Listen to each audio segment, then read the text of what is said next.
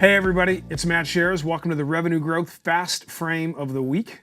Sitting with me in the studio is Meredith Kildow. She's here to talk to you about the key tips of what you should be thinking about as a sales leader to master the craft of integrating multiple sales forces. So Meredith, always great to see you.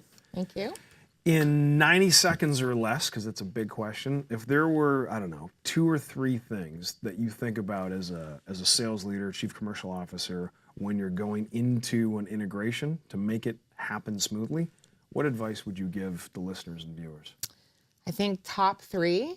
1 is identify your management team as quickly as possible. They're going to be your arms and legs and help guide and corral all of these new folks.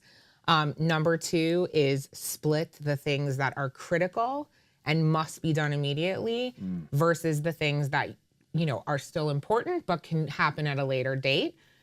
You're going to really overburden all the people doing the work in an integration if you don't parse those out. And then the third thing is identify your risks and, have conversations, understand if there are people who are at risk, they need a little bit more love and hugs, make sure that happens.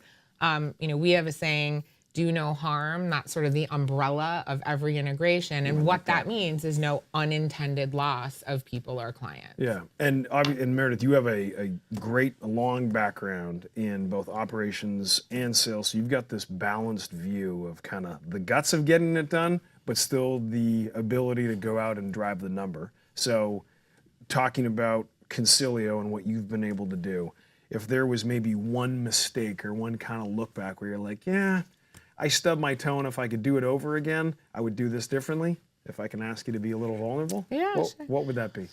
So I think probably the biggest mistake, and I'd love to say I only made it once, but I may have made it more than once, is going too fast and not stopping and taking, reprioritizing and make sure that you are looking at the whole picture. I think there's a tendency to be, have tunnel vision in these because you are racing to a benchmark or a deadline.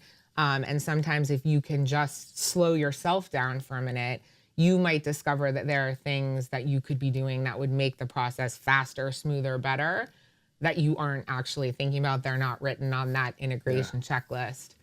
So just sort of keep your eyes and ears open. Fantastic. That's a good lesson. So until next time, and you got the tips from Meredith. So I appreciate her stopping by and sharing it with you.